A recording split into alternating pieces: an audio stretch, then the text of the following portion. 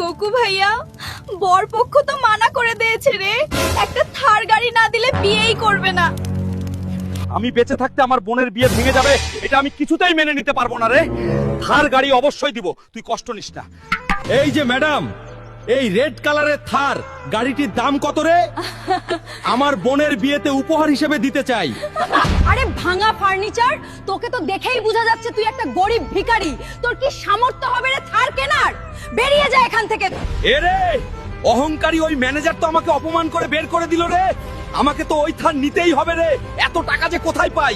শুনো শুনো শহরবাসী, বিশাল এক কুস্তি খেলা, শমশের পালোয়ানকে হারাতে পারলেই পুরস্কার হিসেবে থাকছে 1 কোটি টাকা। শমশের পালোয়ানকে হারাতেই হবে রে, ওই থার আমাকে কিনতে হবে যে।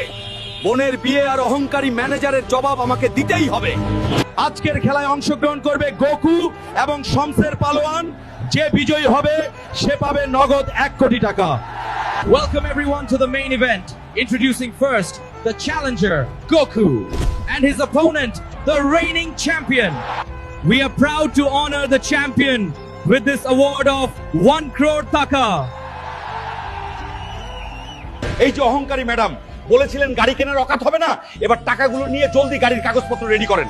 স্যার, আমাকে ক্ষমা করে দিন। এই নাও জামাই, থার গাড়ির চাবি।